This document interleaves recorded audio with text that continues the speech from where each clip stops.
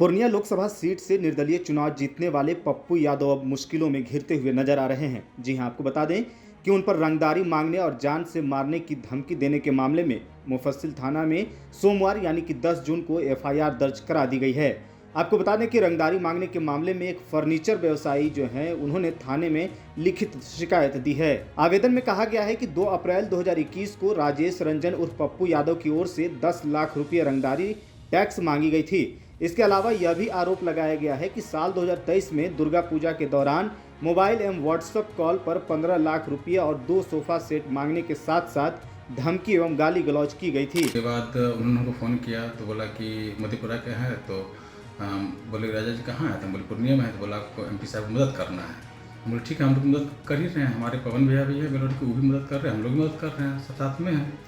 उसके बाद फिर वो कुछ दिन के बाद हमको 5 तारीख को बुलाने का प्रयास किया अर्जुन भगवान कि आप एक बार आइए एमपी साहब से मिलिए, क्योंकि हमको 10 बार कॉल भी किया, हम उसको इग्नोर करते गए, आधा घंटा में कॉल करता था, 15 मिनट कॉल करता था, हम उसको इग्नोर करते चले गए। 5 अप्रैल 2024 को हमको काफ़ी कॉल किया, तो हम तंग हो गए, तो बाद में उसका फ़ोन हम ब्लैकलिस्ट में डाल दिए हैं।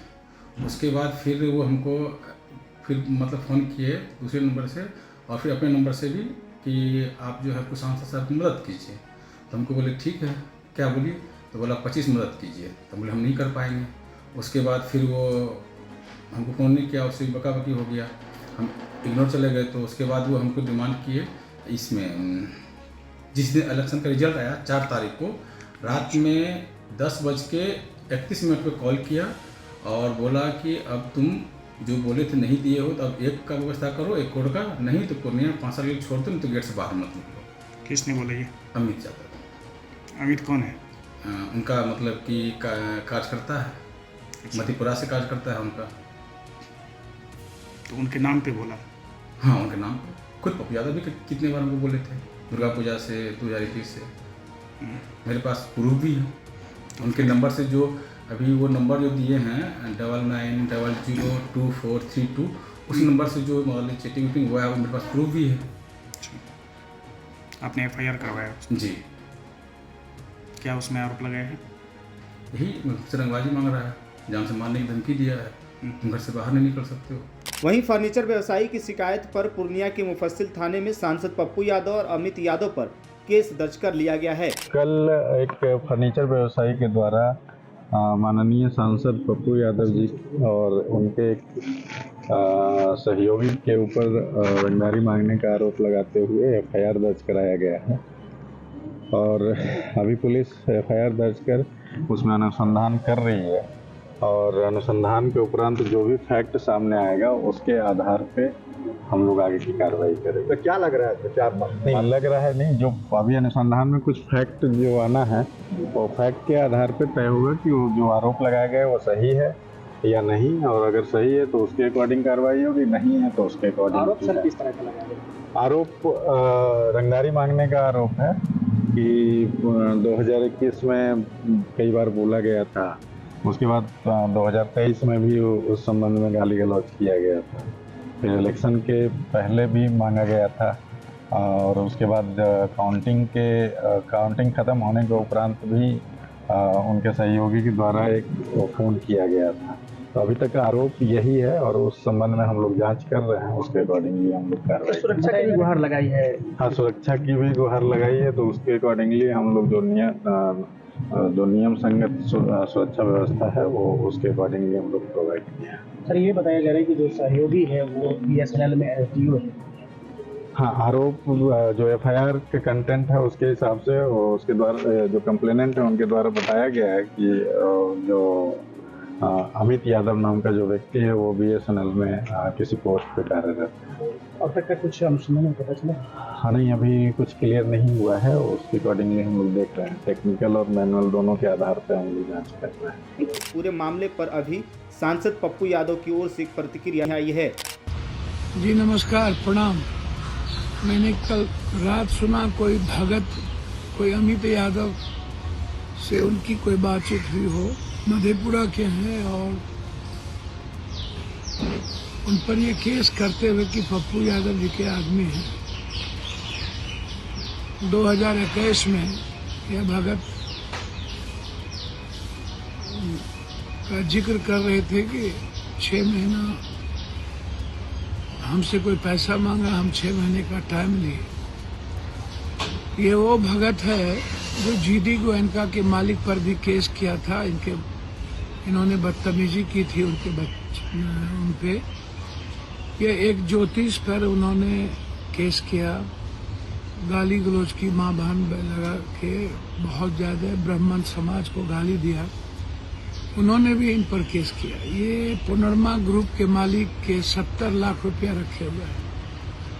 शायद ये वही भगत है जो एक फॉरेस्टर को 20,000 रुपया देकर के गिरफ्तार करवाया था। यह एक विवादास्पद इंसान जो कई तरह के स्मगलिंग करते हैं। मैं लॉयर को कहा हूं कि इन पर मानहानि का मुकदमा की तैयारी की जाए। और मुझे एक बात आश्चर्य लगता है कि बिना इन्वेस्टिगेशन के, जिससे कोई बातचीत नहीं 4 साल 5 सालों में, और मैं जानता भी नहीं कि कौन है ये व्यक्ति, और तुरंत एफआईआर करके पुलिस के इस पर चढ़ा देना, यह पॉलिटिकल साजिश के अलावा और क्या हो सकती है। इसके पूरे मोबाइल की जांच की, किस किस से बात करता है, किस किस से मिलता है, कहाँ कहाँ बैठता है, और इसका पूरा ब्लड ग्रुप की जांच हो। ये डेली दारू पी करके लोगों से लड़ता है, झगड़ा करता है डेली, प्रत्येक दिन। इनकी नित्य क्रिया है दारू पीना और लोगों से झगड़ा करना।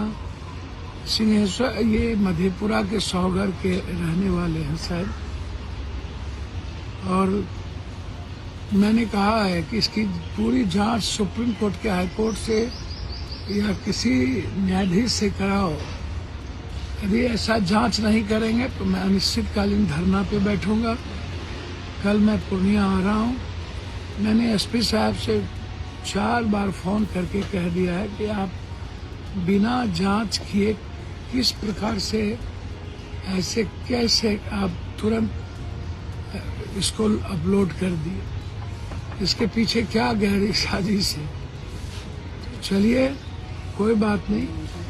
मेरा आग्रह है आप सबसे कि अंदाजा कीजिए। कल मैं प्रियंका गांधी जी से मिला, कल मैं खड़गे जी से मिला, और लगातार दिल्ली में मैं राजनीतिक गतिविधि में हूँ। और उसके बाद शाम में इस तरह की साजिश, ये आप सबको देखना है। मैं सिर्फ इस व्यक्ति के सारे कुकर्म का, ये किससे पैसा लिया है, किस किस को धमकी देता है, किस पे केस किया है, और बेलोड़ी में इसके क्या क्या कुकर्म है, इसकी पूरी जांच एसपी साहब, डीआईजी साहब करें और पूरी इंक्वायरी करें।